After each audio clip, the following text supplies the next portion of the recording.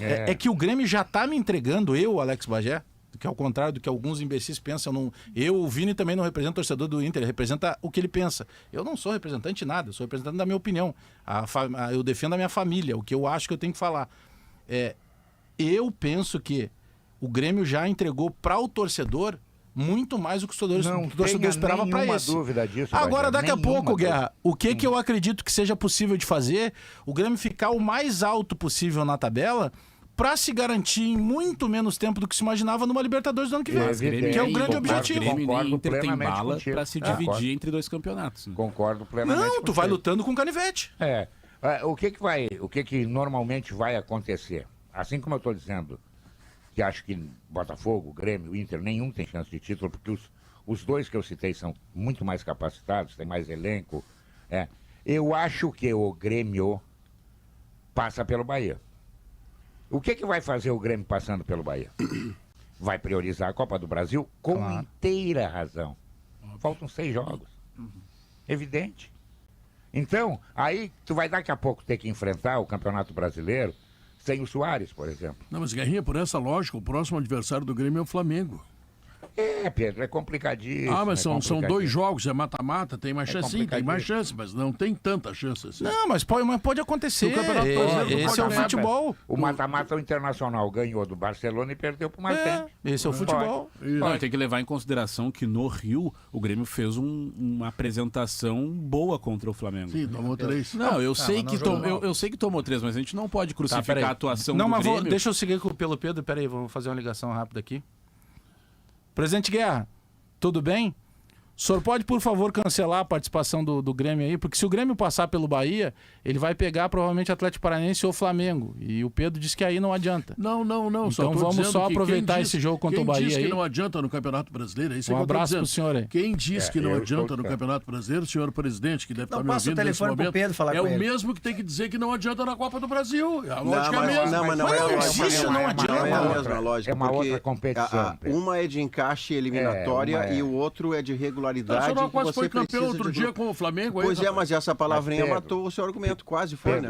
Faltou um gol. Faltou ganhar do Flamengo no Maracanã. E o Potter diria que teve Rafael Claus, teve isso, teve aquilo, mas o fato é que o Flamengo ganhou o jogo que precisava quando o Inter perdeu o jogo. Mas a lógica do ponto corrido é uma. A lógica do ponto corrido é mais lógica, Pedro. Que é quando você vê o melhor ganhar na imensa maioria das vezes, porque tem jogos, grupo. Não, no brasileiro tem 38. A Copa do Brasil são 2, Maurício, depois 2, depois 2. Se tu ganhar como o Grêmio ganhou de todos os ruins que o Grêmio tá ganhando, e o Inter também, daqui a pouco mas tá lá em cima. Mas Pedro, tem um momento... Quer que jogue força máxima agora contra o Bahia, é isso? Eu tô isolando o momento, tá? Não sei. Eu tô pegando o momento e isolando. O momento do Grêmio hoje, se nós compararmos ao que o Grêmio vivia no ano passado, ao que vivia no começo, o momento do Grêmio é a cereja mais doce do bolo, como diz o Maurício. Então o que eu tô ali? Eu tô tomando lá um suco JP, tá?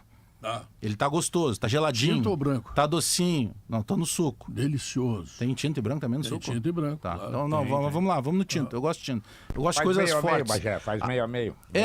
Pode ser. Aí eu tô tomando, aquilo tá gostoso. Por que ao invés de eu aproveitar que aquilo tá gostoso, eu vou pensar, meu Deus, vai acabar daqui a pouco. Eu te dou tudo. Eu preciso aproveitar isso. Que nem sexo. Eu já venho sofrendo há 2 anos. Não, mas é isso que eu tô dizendo. Por que eu prolongo o meu ato sexual, Guerrinho? Pra aproveitar o máximo possível. Fico horas ali aproveitando. O microfone aceita tudo, né, tio? Até me falar. Aí vou pensar, vai acabar. Não, é errado se tu pensar isso. Tu pensa coisa positiva nas horas positivas.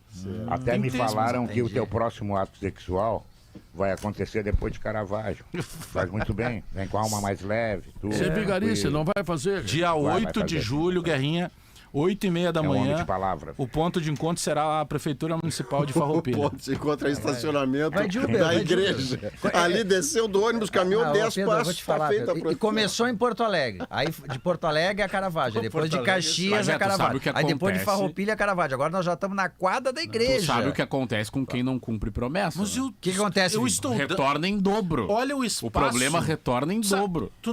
Vini, outro dia eu fui fazer um cálculo e não consegui. Tenta fazer o cálculo de quanto vale um anúncio 1 minuto dentro do sala de redação. Olha quantos dias eu venho anunciando isso. Ou seja, eu estou num horário nobre do Rádio Brasileiro. Não ia Estou perder divulgando tua dia 8 de julho, é um sábado. Às 8h30 da manhã partiremos da frente da Partiremos quem? É o fim de semana. Eu e mais alguns amigos. Tu e a tua consciência. Tu e a tua grandeza. É o fim de semana de Grêmio e Botafogo. O Grêmio joga no domingo, eu faço no sábado. Exatamente. Se Deus quiser, o Bagé Por quê? Porque no domingo vão ganhar do líder. Deixa eu dar uma pinceladinha rápida sobre o que o Bagé acabou de falar sobre o Grêmio. Eu acho que o torcedor do Grêmio tem que estar orgulhoso do Grêmio. Por quê? Porque o Grêmio começou o ano capenga, com um time que, meu senhor, eu nem gosto de lembrar o time do ano passado. E o presidente Alberto Guerra, a quem eu não canso de elogiar, acho que faz um trabalho espetacular, junto com a sua equipe, conseguiu formar um time muito antes do que se imaginava. Tanto é verdade que o Grêmio faz esse segundo lugar no Brasileiro e está vivíssimo na Copa do Brasil. Isso não é sorteio, isso é conhecimento de causa, coisa que o Guerra tem, coisa que seus companheiros têm. Então o torcedor tem que estar feliz da vida. Se vier a cereja do bolo, e no mata-mata pode acontecer sim, tu pega o adversário num dia ruim, tu faz 2-0, vem para casa ou fora de casa, te tranca, e aí daqui a pouco vai para os pênaltis, tu ganha nos pênaltis, acabou a conversa. Pode. Agora, nos pontos corridos, eu sou obrigado a reconhecer que Flamengo e Palmeiras estão muito, mas muito na frente de todos os outros. Incluindo aí Atlético Mineiro, o próprio Fluminense, que tem feito partidas em que até Quatrilho botou em cima do Flamengo, mas era uma cena excepcional de final de campeonato. Para efeito de 38 rodadas, eu assino com a relatoria. Tem um termo para isso. Não há ninguém como Palmeiras e Flamengo para ser campeão. Isso, que pode ser algo que vai mudar isso. Oscilação. Porque em algum momento todos oscilam. Só que daí quanto mais conteúdo tu já guardou para ti, que é o caso principalmente do Palmeiras, mesmo na oscilação ele não é alcançado. Aconteceu isso no ano passado. Neste caso do Grêmio jogar com reservas contra o Bahia, o Grêmio está começando a abrir mão de qualquer possibilidade. Não, porque daí tu tá focando em algo que é maior na terça-feira. Mas está no Brasileirão. Só que mas é que tá, não abre mão, porque nós acabamos de falar, o Renato recentemente fez isso fora de casa contra um time que era melhor do que o Bahia, que era o Atlético Paranaense, e ele ganhou. Não, mas isso acontece. Mas é que mas não é a regra, né? Mas no futebol não tem regra. É mais provável o Grêmio ganhar amanhã do Bahia. Entender se você está discordando. Nós estamos concordando. Você está discordando. Não, eu estou colocando a questão e dizendo que estou vendo o Grêmio ter uma participação no Campeonato Brasileiro, tá? Que pode levar a alguma circunstância favorável. Aí eu discordo. A dificuldade, sim, mas também a mesma dificuldade que vai ter para jogar contra o Flamengo. É que o armamento do Grêmio para a guerra, ele é reduzido. Então, o que ele está fazendo em determinados momentos? Ele está tomando tiro lá do outro lado e está meio que se escondendo. Quando o outro para de atirar, ele vai avançando. Quando ele tem momento para não, agora eu vou botar o meu canhão de guerra, aí leia-se Soares e todo mundo em campo, aí muda de figura. Naturalmente, se tivesse a condição de ter um Soares todos os jogos, e ele faria isso porque ele é fominha, gosta de jogar, muda de patamar.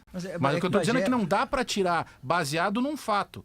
Recentemente, o Grêmio jogou contra um adversário que era melhor, também com o time reserva, foi lá e ganhou. Mas o que eu quero contrapor ao Pedro é o seguinte, o Bahia é menos do que se tu colocar time titular o tempo inteiro, tu vai acabar perdendo a força do time titular. Mas que o tempo inteiro, rapaz. O Grêmio joga uma partida da Copa do Brasil esse mês e a outra no... Tá, tu vai botar nesse jogo e no outro. Mas só jogou um com time descaracterizado, foi só contra o Atlético Paranaense. Então, por isso mesmo.